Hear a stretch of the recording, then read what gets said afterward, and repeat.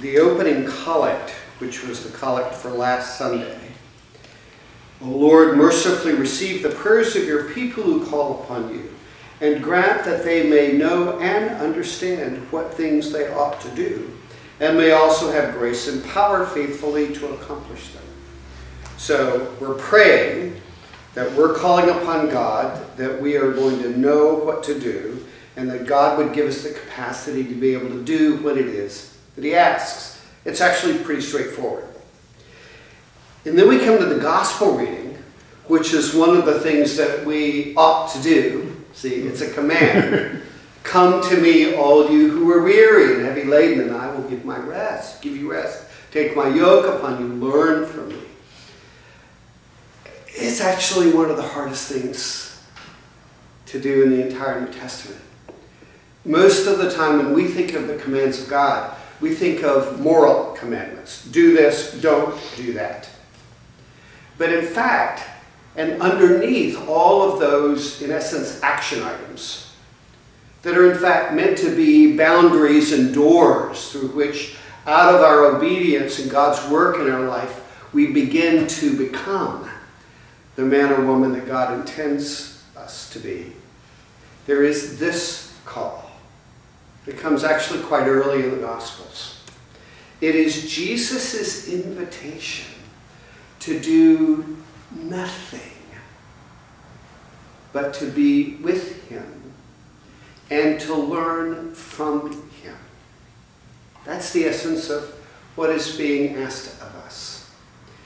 Somebody asked me something about what happened with me and to me on my sabbatical. And one of the things that became crashingly, and I mean as in upending me, in my life was the invitation just to go and to be with Jesus. To sit with him.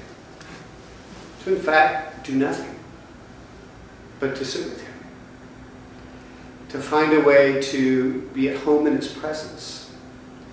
To allow my mind, which races pretty fast, to gear down. Pay attention to what Jesus describes as the one thing needful. That's what he says to Mary or to Martha, because she's complaining, remember? That Mary's just hanging out and Martha's doing all the work. And he said, she's chosen to do the better part. There is only one thing needful. It is, in fact, difficult because we have this sense. I think there are three real barriers. We have this real sense that what gives meaning to our lives is usefulness. And therefore we are a people geared toward being useful and accomplishing. And because those are the things, in fact, that shape so much of how we order our calendar and the things that we do in our relationships, the whole idea just to come and sit with Jesus feels like, well, if you have time for that sort of thing. But I've got Martha things to do, as it were. Thank you very much. Or you say, well, that's for people who have time, like monks, you know, and people who don't have a lot to do except to pray.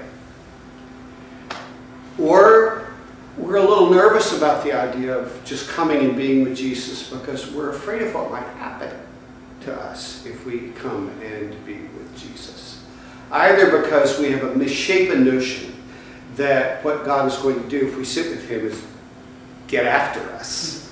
Because there's a moralism in our lives that really actually prevents us from receiving his love and the tenderness with which he actually has for all of us.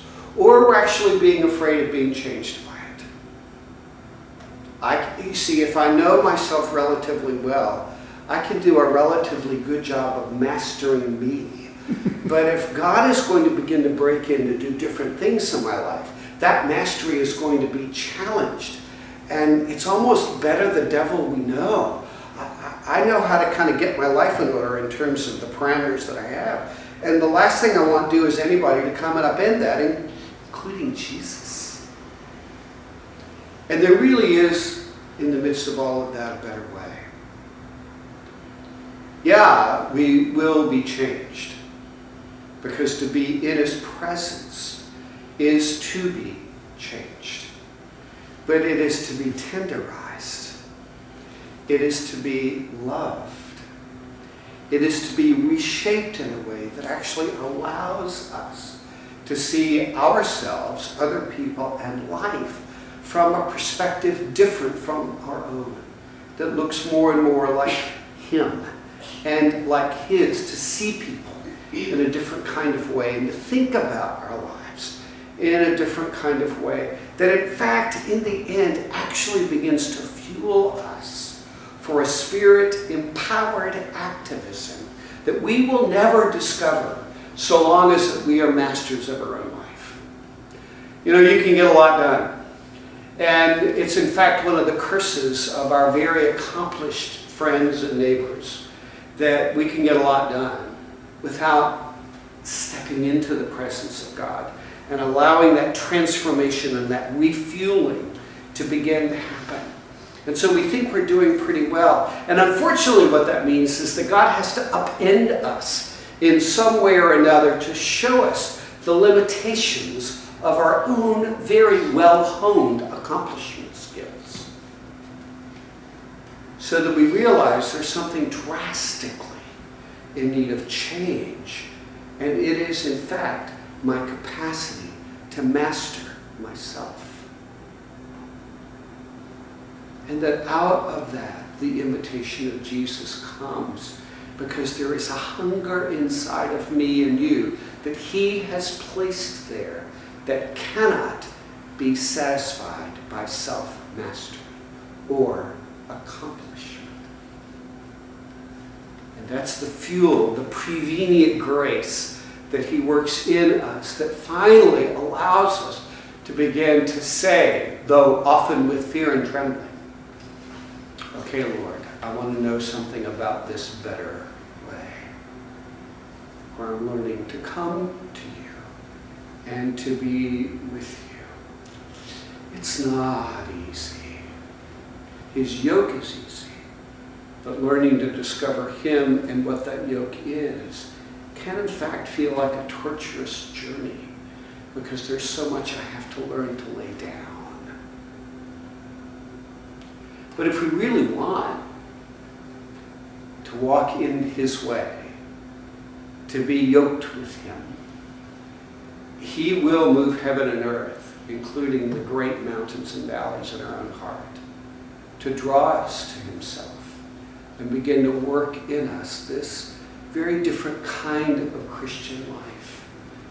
A life that is not bowing down to the demonic gods of personal accomplishment, but instead is inviting us in a way where we begin to serve and give from his perspective, out of his power, and in a grace that both breaks your heart and allows the power of the Spirit to flow through you in a way that changes the lives of other people. That's the invitation of this verse. What ought we to do? Pay attention to this and dare to have the courage to say, okay, Lord, make me ready for this. Amen. Amen.